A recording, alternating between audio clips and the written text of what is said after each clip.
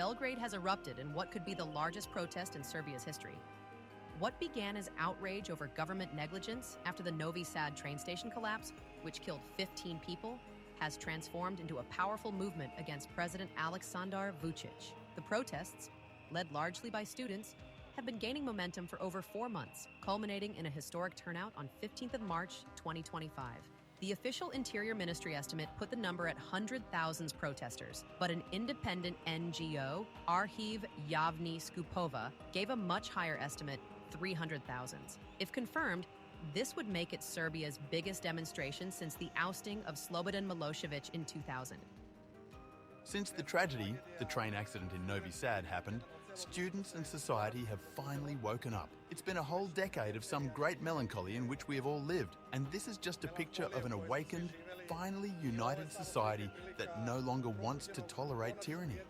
It doesn't want to be deceived, to be made fools of under our noses, and it's been like that for a decade. Before that, the same things happened to us, and I really don't know when we'll start living like the rest of the normal world. My name is Tamara. I come from Novi Sad, and I am the mother of a little girl. We came here today to fight for a better society, a more just society, for justice, and I hope that we will win today. I expect these protests to be seen all over the world. They are not violent. We are simply demanding the government respect the Constitution and enforce the laws already in place. At least 56 people were injured during the protest, with 22 arrested.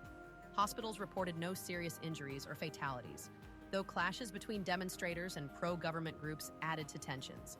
Despite government attempts to suppress turnout, including canceling intercity trains, convoys of cars, farmers on tractors, and bikers flooded into the capital, waving Serbian flags.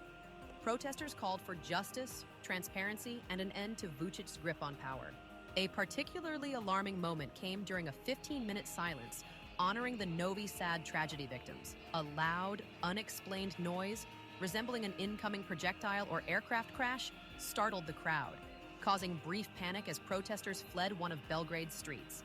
Military analyst Aleksandar Radić told N1 the sound was caused by an acoustic weapon or sonic cannon, a device allegedly used by Serbian security services. An opposition lawmaker echoed this claim. Radić said that the only goal of this act is a brutal demonstration of force, a proof of arrogance motivated by the hatred towards one's own people. However, Serbian police denied the claim, stating that deploying such a weapon would not have been in accordance with the law.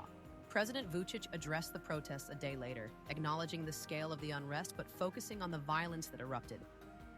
So, a huge number of people, especially a large number of people, arrived from the interior of the country, and you will have the exact pre-season data tomorrow or the day after. In any case, a surprisingly large number of people came from the interior of the country, both from northern Serbia and central Serbia. Fortunately, there were no casualties, no fatalities. Out of 56 injured individuals, 44 were admitted to the emergency center, 11 to Zvezdara, and 1 to Zemun. There are no seriously injured. Even those classified as not having serious bodily injuries have no major complications, including the individual who was lying on Nikola Pasic Square after a clash between demonstrators.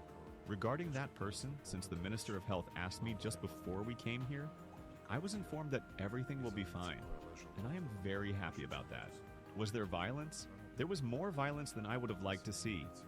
Fights, attacks on Pionierski Park, attacks on the police, and destruction of property.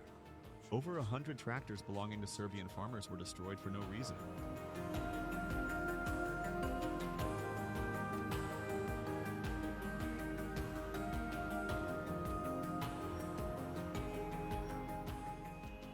The EU and UN have urged the Serbian government to respect the right to protest, though Western nations remain cautious. Many leaders still see Vučić as a key player in balancing Serbia's ties between the West and Moscow. Meanwhile, Vučić has been strengthening ties with Donald Trump. Serbia recently approved a Trump-branded hotel in Belgrade, and Vučić sat down for an interview with Trump's son, Don Jr.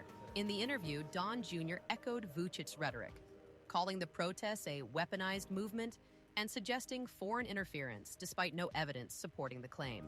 With tensions soaring, Serbia faces a pivotal moment.